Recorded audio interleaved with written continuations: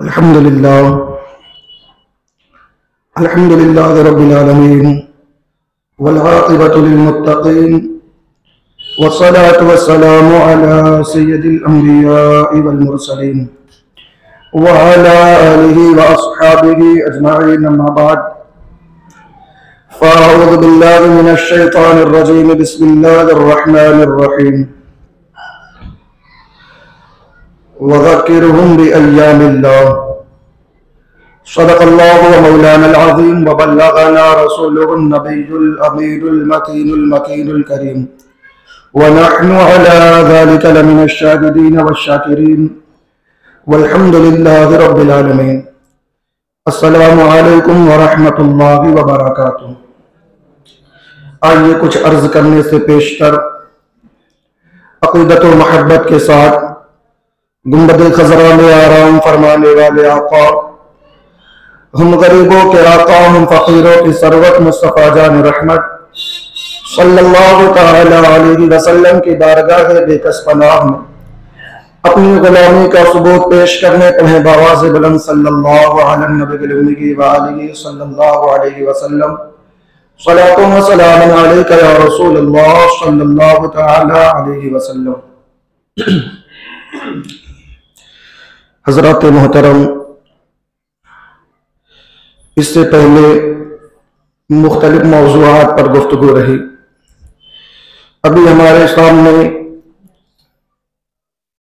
जो महीना चल रहा है हमारे दरमियान, ये बड़ा ही मुबारक महीना है। आइए इसी पर कुछ बातें अर्ज करता चलूं। इससे पेशतर एक मरतबा और नबी और आले नबी पर दुरूद पाक पढ़ लें। अल्लाहुम्मा सल्ली अला सल्लल्लाहु अलैहि नबी व आलिहि सल्लल्लाहु अलैहि वसल्लम सलातो व सलाम अलैका या रसूलल्लाह सल्लल्लाहु तआला अलैहि वसल्लम।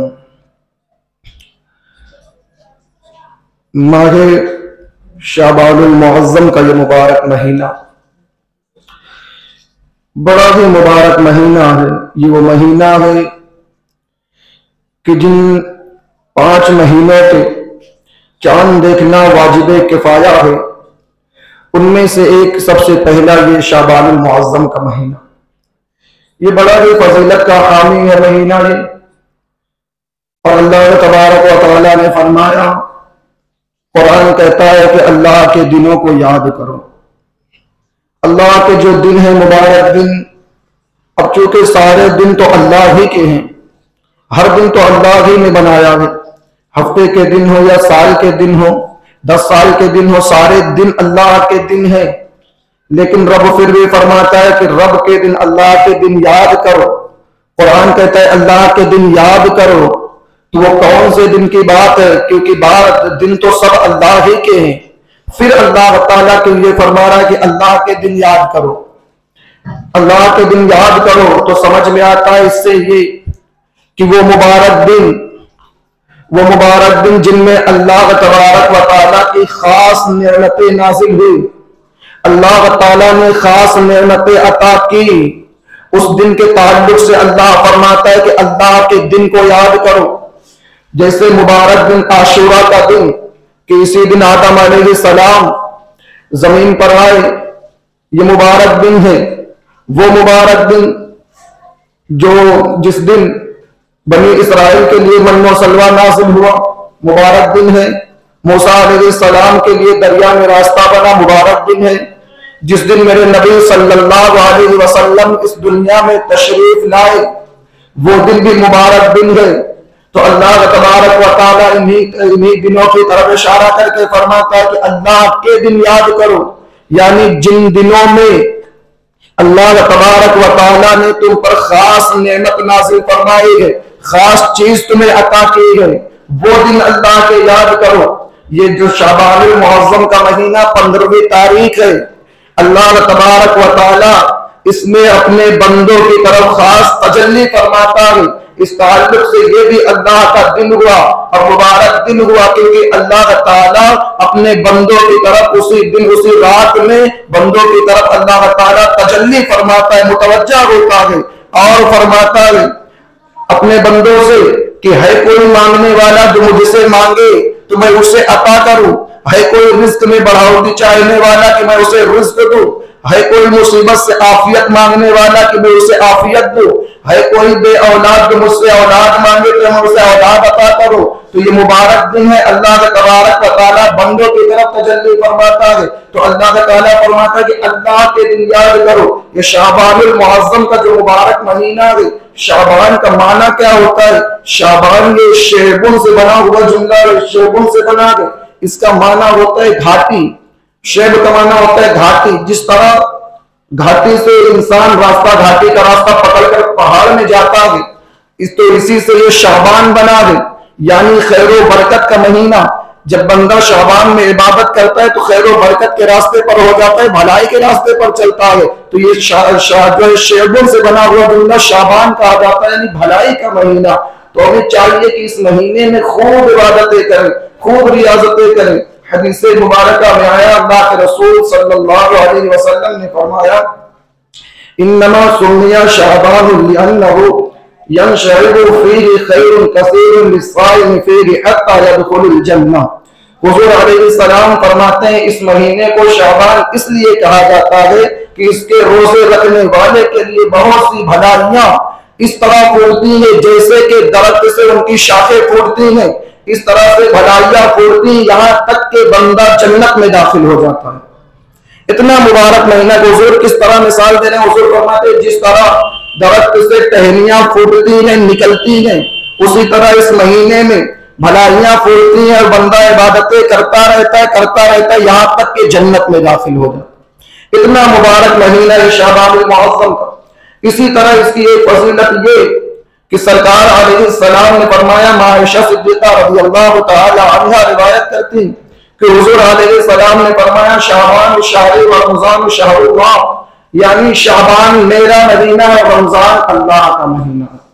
तो हुजूर अलैहिस्सलाम ने इसको अपनी तरफ निस्बत करके इसकी शान बढ़ाई कि कितना मुअज़्ज़म महीना मुसर्रा फरमाते, ये मेरा महीना है, शाबान मेरा महीना और रमजान अल्लाह का महीना है।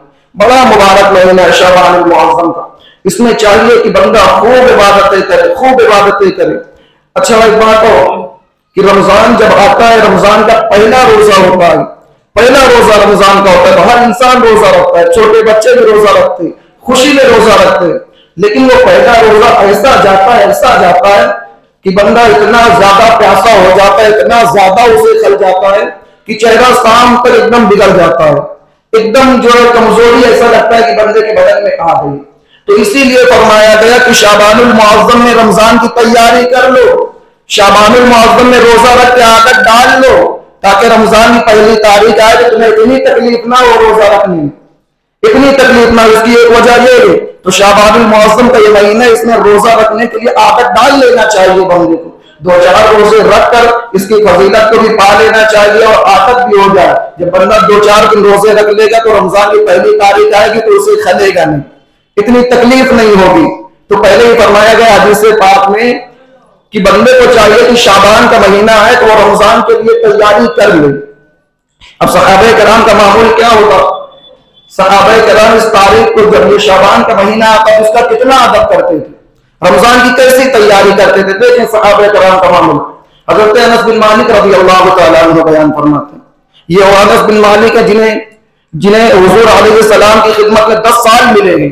हुजूर अलैहिस्सलाम की 10 साल इन्होंने खिदमत की है।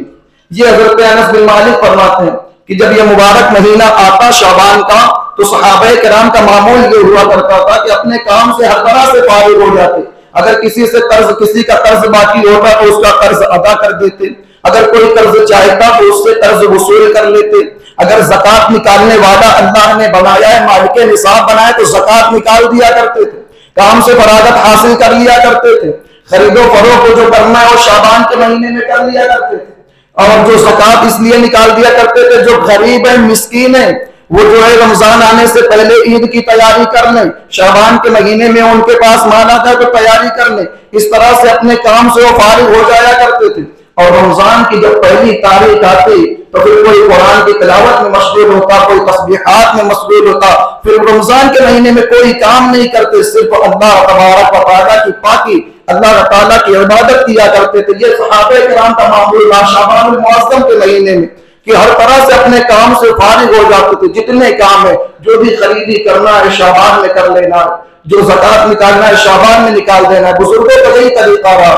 लेकिन आज इंसान रमजान के आने की उम्मीद करता है, रमजान आ जाए तो हम ज़कात निकाल दें, रमजान आए तो ज़कात निकालें। सही है, रमजान भी निकाल सकते हैं, रमजान में कोई मसला नहीं है। लेकिन सहाबा का, बुजुर्गों का तरीका क्या रहा कि रमजान से पहले ज़कात निकाल दिया करते थे शाबान के महीने में, ताकि जो गरीब है, मिस्कीन है, उनके पास खाने के लिए ना हो तो ये ज़कात का पैसा दे दे, उनका इंतजाम हो जाए, रमजान का, उनकी ईद की तैयारी हो जाए, उनका खरीदने का मामला जो भी है सब हो जाए।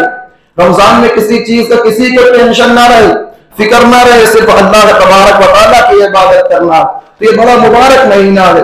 हदीस मुबारका में माँ आयशा सिद्दीक़ा रज़ियल्लाहु तआला अन्हा से मरवी वो कहती है कि रसूल पाक सल्लल्लाहु अलैहि वसल्लम से पूछा, रसूल पाक ने पूछा, है आयशा, इस रात की अहमियत तुम जानती हो? यानी शाबानुल मुअज़्ज़म की जो 15वीं रात है, उस रात की तुम फजीलत जानती हो? आयशा सिद्दीक़ा रज़ियल्लाहु तआला अन्हा फरमाते हैं कि अल्लाह और उसके रसूल बेहतर जानते। तो हुज़ूर अलैहिस्सलाम ने फरमाया, इस साल जो बच्चे पैदा होने वाले हैं उनके नाम अल्लाह तबारक व तआला लिख के फरिश्तों के हवाले कर देता। जिन लोगों की मौत होना है, जिनको मरना है, उनके नाम भी अल्लाह तबारक व तआला लिखकर इज़राइल अलैहिस्सलाम को दे देता है। जिनको जितनी रोजी लिख देना है, अल्लाह तबारक व तआला इसी रात में, शाबानुल मुअज़्ज़म की 15वीं रात में अल्लाह तबारक व तआला लिख देता है किसको कितनी रोजी देना है।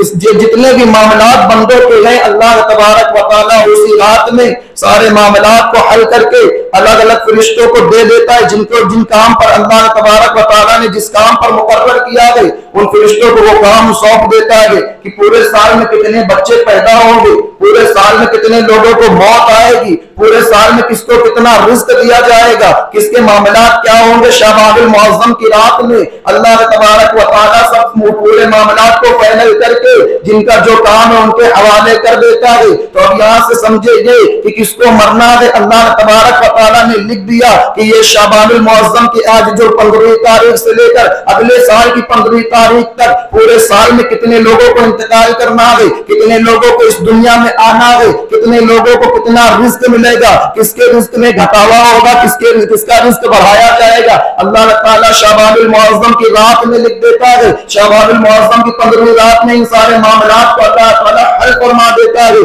तो मेरे अजीज, अब ये मुबारक रात जब आए तो हमें अपने लिए दुआएं करना है कि मौला मौत अता कर तो ईमान की हालत में मौत अता कर, जिंदगी दे तो ईमानी जिंदगी दे, औलाद दे तो नेक और सालेह औलाद दे। इस मुबारक रात में ये सब हमें दुआएं करना चाहिए, क्योंकि यही वो रात है जिस रात में अल्लाह तबारक व तआला सारे मामलात को लिख देता है। तो अपने मामलात में रब तबारक व तआला की इबादत करो और उससे इल्तिजा करो, मौला औलाद दे तो नेक सालेह औलाद दे, मुत्तकी परहेजगार दे, तेरी जो इबादत गुजार औलाद मुझे अता कर। मौत देना है तो ईमान पर मौत अता कर, जिंदगी बढ़ाना है तो ईमानी जिंदगी को बढ़ा दे, रिस्क देना है तो हलाल रिस्क में बढ़ावा दे, हलाल रोजी मुझे अता कर। अगर तू मुझे गरीबी में पसंद फरमाता तो मुझे गरीबी में रख। ये सब दुआएं अल्लाह तबारक व तआला से हमें करना चाहिए, क्योंकि अल्लाह ताला उसी दिन सारी चीजों को लिख देता है कि मामलात क्या होंगे। लेकिन ये मुबारक रात इतनी मुबारक रात है, इतनी मुबारक रात है कि हुजूर अलैहिस्सलाम खुद इस रात में दुआएं किया करते थे,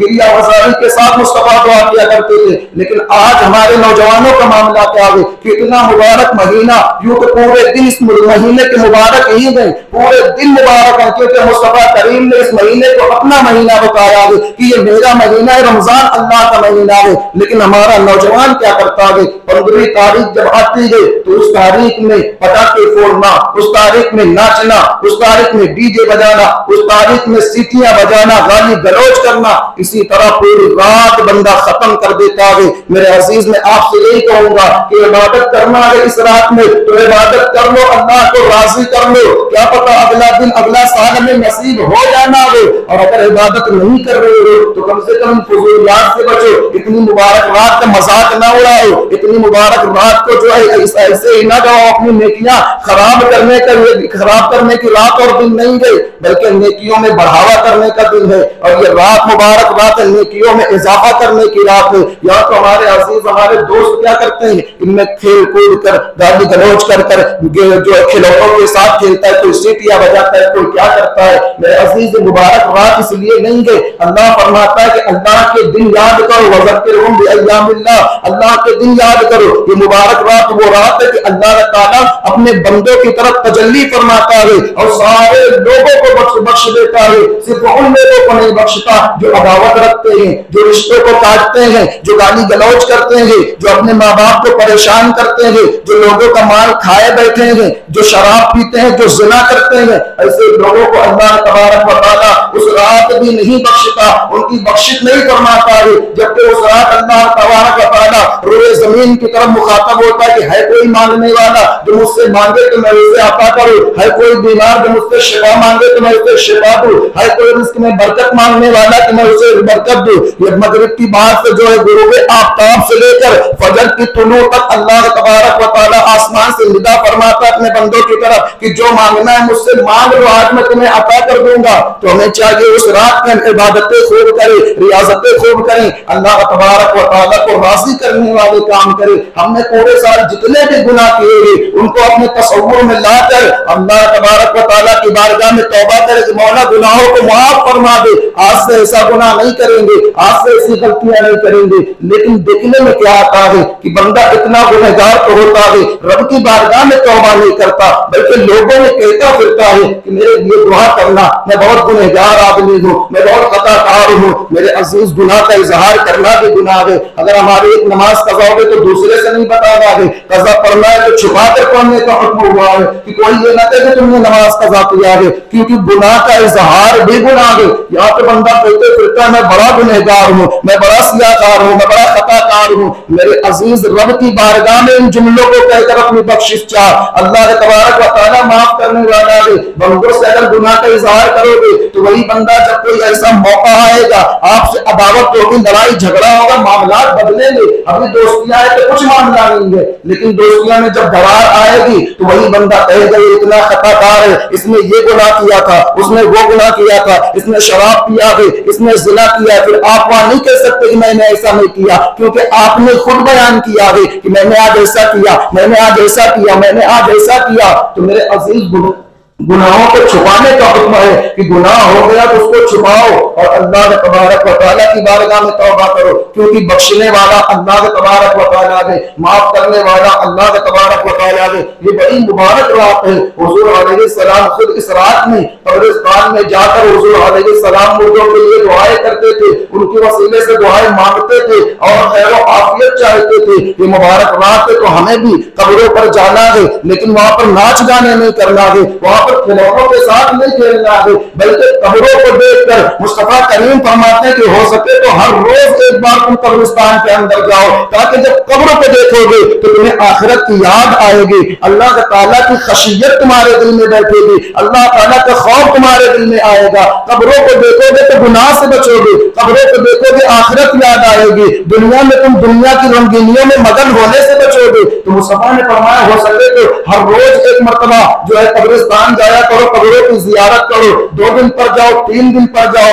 अगर ये भी नहीं हो सकता है तो पीर के दिन चले जाया करो, जुमेरात के दिन चले जाया करो, इन मुबारक रातों में जाओ, वहां पर जियारत करो और यहाँ पर उनके ताल्लुक के लिए दुआएं करो। जानते हैं हदीस मुबारका में आया, हदीस पाक में आया कि रूहें इन मुबारक रातों में अपने घरों को आया करती हैं। घर वालों रूहें हमारे अजीजों ने, हमारे बड़ों ने, अजदाद ने हमारे जो हमारे लिए घर छोड़ा है उसमें रहते हैं, हमारे लिए बना के गए बड़े बड़े घर हैं, हम उसमें रह रहे हैं, फख्र कर रहे हैं। वरना आज के दौर में ये ऐसा महंगाई का दौर है कि बंदा खुद अपनी कमाई से कोई घर खरीद नहीं सकता है।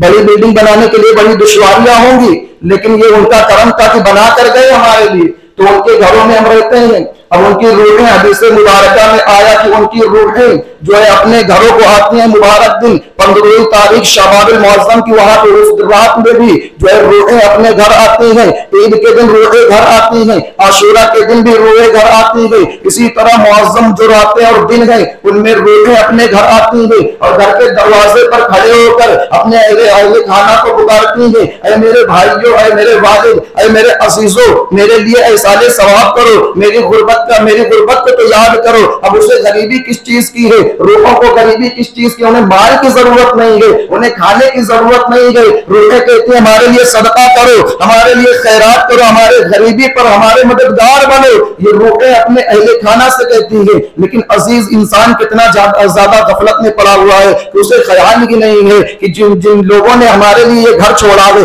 जिनके घरों में हम रहते हैं, कम से कम उनके लिए तो इसाले सवाब कर दे, जिनकी बिल्डिंगों में हम आज फख्र कर रहे हैं। वरना इसे महंगाई के दौर में इतना बड़ा घर खरीदना बहुत दुश्वारी की बात है। आज इंसान से घर नहीं चलता कमाई में, इतनी बड़ी बिल्डिंग वो कब बनाएगा। तो हमें चाहिए कि अपने मरहूम के लिए भी उस रात और उस दिन में उनके लिए इसाले सवाब खूब करें, उनके लिए दुआएं करें, बख्शिश की दुआओं के वसीले से अपने लिए भी दुआएं मांगे, नेक बुजुर्गों के वसीले से अपने लिए भी दुआएं करें कि मौला मुझे भी जो है अच्छी जिंदगी अता कर। इस तरह की दुआएं हम कर सकते हैं। रसूल पाक सल्लल्लाहु अलैहि वसल्लम और हजरत उस्मान गनी रज़ियल्लाहु ताला अन्हु का मामला ऐसा था। आज तो बंदा कब्रिस्तान में जाता है, जाने के बाद वहां भी आज मोबाइल कोई निकाल रहा है, कोई हंसी गाने की चीजें देख रहा है, कार्टून देख रहा है, बंदा जोक देख रहा है। इस तरह के बंदे कब्रिस्तान के अंदर जाने के बाद भी तरह तरह की फुजूलियात, तरह तरह की फुजूल चीजों में लगा रहता है। लेकिन सहाबा किराम का मामला ऐसा मामला रहा। हजरत उस्मान गनी रज़ियल्लाहु ताला अन्हु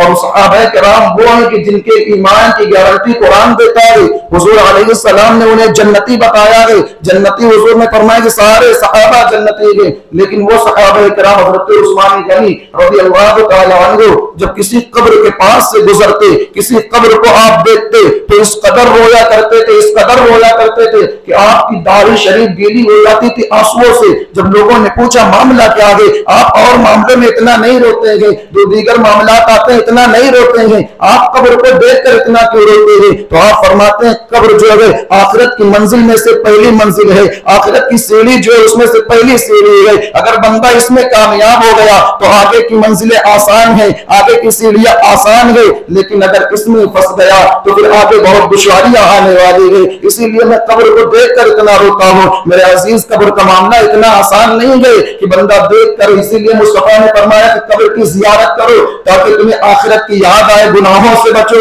शराब से बचो, फुजूलियात से बचो और अल्लाह ताला की खशियत तुम्हारे दिल में पैदा हो। जब अल्लाह की खशियत बंदे के दिल में पैदा होगी तो बंदे का दिल जो है इबादतों की तरफ लगेगा। जब वो हराम से बचेगा तो उसका दिमाग अल्लाह की इबादत में लगेगा, उसका दिल मस्जिद की तरफ आने के लिए कहेगा। जब वो नाच गाने फुजूलियात से बचेगा तो उसका दिल इबादत के लिए कहेगा। यहाँ तो बंदा हराम भी खा रहा है, दिल कैसे कहेगा कि तू नमाज पढ़, दिल कैसे कबूल करेगा तू इबादत कर। हमें पहले अपने आप को हराम से बचाना है, अपने आप को रिश्ते तोड़ने से बचाना है, माँ बाप को परेशान करने से हमें बचना है और दूसरों को भी बचाना है। क्योंकि इन मुबारक रातों में भी ऐसे लोगों की बख्शिश नहीं होती है। तो अगर हमने किसी का दिल तोड़ा है तो उससे माफी मांग ले, क्योंकि जब तक बंदा माफी नहीं मांगेगा उस मुबारक दिन में भी उसकी बख्शिश नहीं होने वाली है। तो अभी शाबानुल मुअज़्ज़म की 15वीं तारीख को आने के लिए अभी 3 से 4 दिन है। अगर हमने अपने माँ बाप को परेशान किया है तो माँ बाप से माफी मांग ले। अगर हमने रिश्तेदारों को सताया है तो रिश्तेदारों से माफी मांग ले।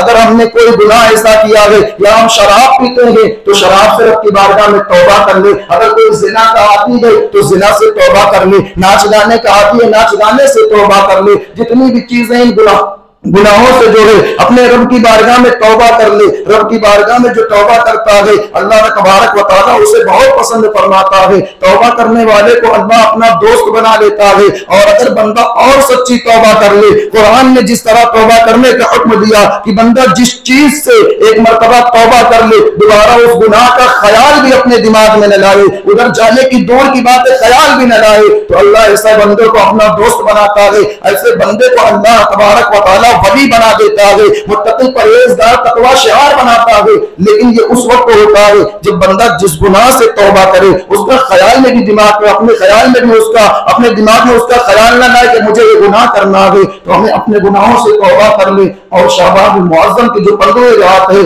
उस रात में रोजा जो है उस दिन में रोजा भी रखे, फातिहा नियाज का भी एहतमाम करे। कि हुज़ूर अलैहिस्सलाम हदीस मुबारक बुखारी शरीफ की हदीस है कि हलवे के ताल्लुक से भी एक हदीस पाक मैं आपको सुना दूं ताकि इसका भी मसला हल हो जाए कि हलवा बनाना चाहिए या नहीं बनाना चाहिए। तो रसूल पाक सल्लल्लाहु अलैहि वसल्लम ने फरमाया, बुखारी की हदीस है, काना रसूलुल्लाह सल्लल्लाहु तआला अलैहि वसल्लम, इस तरह की हदीस है कि रसूल पाक ने कहा रसूल पाक को हलवा, यानी हलवा का माना होता है मीठी चीज। हलवा का माना पहले समझें, हलवा का माना होता है मीठी, हलवुन, ये जुमला आता है। हलवुन का माना होता है मीठा, शीरी, और हुजूर को मीठी चीज और शहद बहुत पसंद थी। तो इस ताल्लुक से जब उलमा ने इस हदीस पाक को पढ़ा तो जो है हलवा बनाने लगे। हलवा का पढ़ा था, हलवा के ताल्लुक से हदीस बुखारी में, तो इसको बनाने लगे। अब शेख अब्दुल्ला अजीज मुहद्दिस देहलवी फरमाते हैं कि हिंदुस्तान में जो है हलवे और रोटी पर फातिहा होती है, और समरकंद बुखारा वगैरह में दूसरी चीज है, वो भी मीठी चीज है, लेकिन हलवा नहीं है, कोई दूसरी चीज पर फातिहा होती है। तो ये जो फातिहा कराई जाती है हलवे पर, चूंकि इसमें बनाने में मेहनत लगती है, बनाने में मेहनत लगती है, बंदा या बंदी जो भी बनाते हैं खुलूस नियत के साथ बनाते हैं। क्योंकि आज तो देखने में ऐसा आता है यहां पर नियत का भी इस्तेमाल होता है कि नियत बंदा अगर अच्छी करे तो अल्लाह ताला उस पर भी सवाब अता फरमाता है। अब आज मामला क्या है, गए दुकान से लेकर आए 100-200 रुपए की जो भी लाए, ला के फातिहा करा दिए। देखिए फातिहा करा दी, फातिहा हो गई, इसको ज़हन में रखना। ये नहीं कहना कि दुकान से लाए तो फातिहा नहीं होगी, ऐसा नहीं है। दुकान से आप खरीद कर लाए, फातिहा करा दिए, फातिहा हो गई।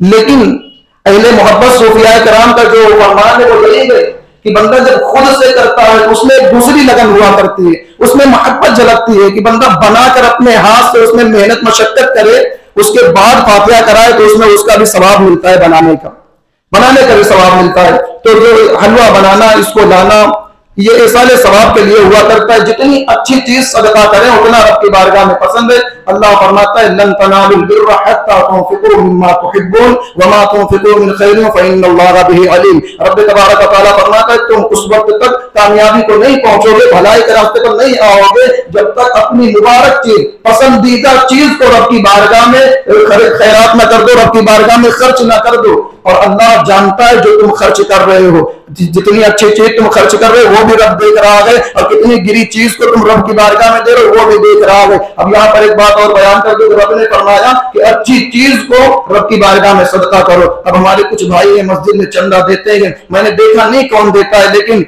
जितने लोग देते हैं उसमें से कुछ लोग ऐसे होते हैं जो कड़क नोट दिया करते हैं, और कुछ लोग ऐसे होते हैं जो फटी नोट दिया करते हैं। मेरे अजीज गौर करना कि रब ने फरमाया कुरान में कि अल्लाह जानता है कि तुम कौन सी चीज दे रहे हो, कितनी बेहतर चीज दे रहे हो। तो मैं ये नहीं कहूंगा कि आप ऐसी नोट ना दें, आप खुद समझे कि रब क्या फरमा रहा है, वो तुम्हारे दिल की नियत को जानता है। मुअज्जिन साहब नहीं जानते, ट्रस्टियान नहीं जानते कि तुम्हारे दिल में क्या है, लेकिन अल्लाह जानता है कि तुम कौन सी नोट दे रहे हो रब की बारगाह में।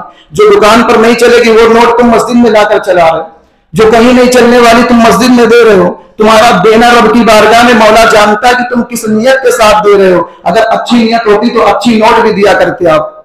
अल्लाह ताला हम सबको कहने सुनने से ज्यादा समझने और अमल की तौफीक अता फरमाए। अस्सलामु अलैकुम।